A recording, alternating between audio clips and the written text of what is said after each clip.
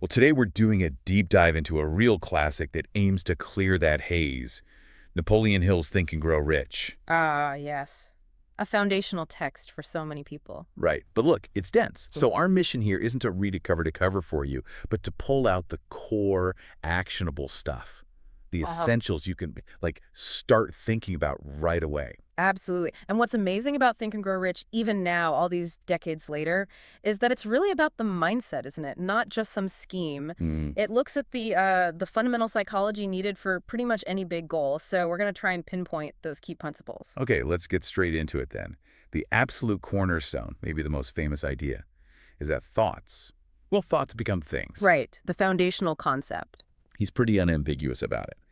Your dominant thoughts, what you truly believe deep down, the emotion behind your desires. He says these aren't just passing thoughts. They actively shape your reality. It makes sense if you think about it like a filter. Once you have a really clear goal, like a specific picture in your mind, your brain actually starts noticing things, opportunities, resources, stuff you might have just ignored before, because now it's actively looking, searching for ways to make that goal happen. It's about directing your mental energy purposefully. Exactly. Purposefully. Okay, so that purposeful direction, that leads us right into desire. But he's not talking about just like wishing for something, if he? No, not at all. He uses the phrase burning desire. Burning is desire. Yeah. It's intense, it's consuming, it goes way beyond just hoping something nice happens. It's that real fuel, the thing that keeps you pushing forward when things inevitably get difficult. Right, when you really want it. Precisely. And the great thing is, Hill doesn't just say have a burning desire. He gives a structure, a very concrete 6-step process to actually turn that desire into reality. Okay, 6 steps. What's step 1? Step 1, be absolutely specific about what you desire. Crystal clear, not just, I want to be rich. No. How much money exactly? Define it. Okay, clarity. Then step 2. This one feels important. You need to figure out what you're willing to give in return. Yes. That's crucial. It's an exchange. What effort, what value, what sacrifice are you genuinely prepared to make for that goal? People often skip that part. Yeah, I can see that. Okay, step 3. Time. Set a definite date. When do you intend to possess what you desire? This makes it concrete, adds urgency. It shifts it from a someday maybe thing to a real objective. Right. Date set. Then you create a definite plan, the actual steps you'll take to get there. And here's the kicker. Start immediately. Now. Don't wait for the perfect time. No procrastination. Just begin. Okay, that's 4 steps. Step 5 is about making it even more tangible. Write it all down. Write it down. Yep. A clear, concise statement. Your specific goal, what you'll give in return, the date, and your plan. Putting it in writing, it does something. It solidifies the intention. Okay, write it down. And the last step, step 6. Read that written statement aloud. Twice a day, morning and night. And crucially, read it with feeling. With belief, as if it's already happening. Ah, okay, so that reading aloud, that ties into the next big piece, which is faith, right, and autosuggestion. Exactly. Faith in this context isn't necessarily religious faith, though it can be. It's more about cultivating an absolute belief in the possibility of achieving your desire, a conviction. And autosuggestion is the tool to build that conviction. Precisely. Autosuggestion is the method. By deliberately repeating your goals, your statement, aloud with strong emotion. You're essentially programming your subconscious mind. So you're trying to bypass the skeptical conscious mind? Kind of. You're implanting that desire, that belief, directly into the subconscious. You're training your brain over time to accept your goal. Yes. As already real. And that acceptance starts influencing your actions, your intuition, everything. It's more than just chanting words then. Yeah. You have to feel it, engage the emotions. That's the key. The emotion sends a much stronger signal. Okay, now this is interesting. Hill also talks about knowledge, but he says you don't need to know everything. Right, he makes a distinction. It's about specialized knowledge. Specialized knowledge, meaning? Meaning you focus on learning what's specifically relevant to your goal. You don't need a PhD in everything. Okay. If your goal is, say, building an app, you need specialized knowledge in coding, maybe marketing, user experience, not necessarily, quantum physics. Makes sense. Focus your learning. And importantly, if you don't have that specialized knowledge yourself, Hill strongly advises collaborating, finding people who do have it, building a team. Right. Use other people's expertise. Because knowledge on its own isn't power. It only becomes powerful when it's organized into a practical plan and put into action. Applied knowledge. That's the key. Applied knowledge. Got it. So where do these plans, these strategies, these new ideas even come from? That brings us to imagination, doesn't it? Absolutely. Imagination is critical. Hill calls it the workshop of the mind. The workshop of the mind. I like that. He argues that basically every great fortune, every major breakthrough started as an idea, a spark in someone's imagination.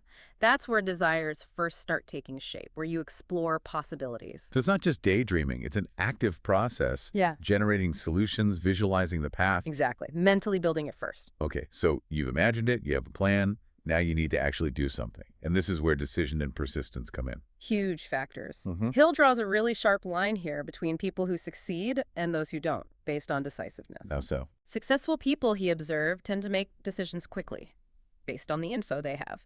And maybe even more critically, once they make a decision, they stick to it. They don't waffle or get easily swayed by, like, what everyone else thinks. Exactly. Procrastination, indecision. He sees those as major failure points. You need to decide and then act. And then keep acting, even when it gets hard. That's persistence. Persistence is non-negotiable. Hill is very clear that probably the most common reason for failure is just giving up too soon. Quitting right before the breakthrough might happen. Yeah. Or just when things feel toughest. Any big goal is going to have setbacks, challenges, moments where you want to quit. Persistence is that grit, that determination to keep going anyway. Learn from the failure, adjust the plan maybe, but keep focused on the end goal. Okay. Now, you mentioned collaborating earlier. Hill has a specific concept for this too, the mastermind group. What's that about?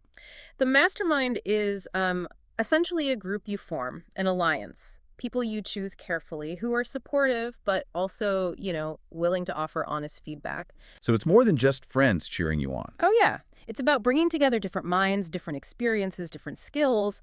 The idea is that the collective intelligence and energy of this group, working in harmony, it creates something bigger, a third mind almost. Synergy. Exactly. Yeah. You get support, ideas you wouldn't have thought of, accountability. It accelerates everyone's growth. Who you associate with really matters. That makes total sense. And all this input, your own focused thoughts, the mastermind discussions, it's constantly feeding your subconscious mind, right? Constantly. Your subconscious is always on, always absorbing information, whether you're consciously aware of it or not. So you really need to be careful what you feed it. That's the implication. You need to consciously cultivate a positive, focused mental environment. Be mindful of the thoughts, the beliefs, the influences you allow in, because they are taking root. And Hill suggests that if you consistently do all this, the desire, the faith, the persistence, the positive focus, something else can develop. Yeah. Like a sixth sense. Yes, he talks about developing a sixth sense, or a kind of heightened intuition. It's not necessarily spooky or mystical in his framing. How does he explain it then? The idea is that through this sustained mental discipline and alignment with your goal, your subconscious becomes so attuned that it starts giving you insights, hunches, creative flashes, guiding you towards opportunities or solutions you might have missed otherwise. It's like an inner guidance system gets activated. Interesting. Okay, before we wrap up, he also talks about the roadblocks, the internal ones, these 6 ghosts of fear. Ah, yes, the fears. He identifies 6 really common, pervasive fears that he believed hold people back dramatically. What are they? Okay, so there's the fear of poverty, the fear of criticism, the fear of ill health, the fear of losing love from someone, the fear of old age, and the fear of death. Wow, those cover a lot of ground. Pretty fundamental human fears. They really are. And Hill's point is that you have to recognize these fears operating within you. Understand that they're often, mental constructs, maybe exaggerated. And not let them run the show. Exactly. Don't let them dictate your decisions or paralyze you from taking action towards your desire. Recognizing them is the first step to diminishing their power.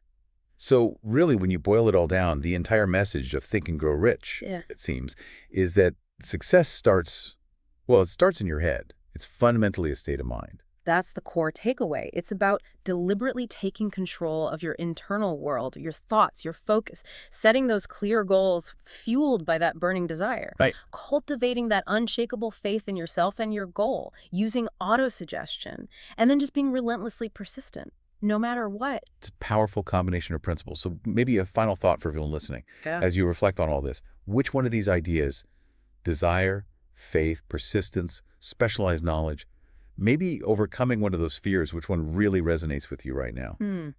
And maybe think about one small thing, just one step you could take, maybe even today,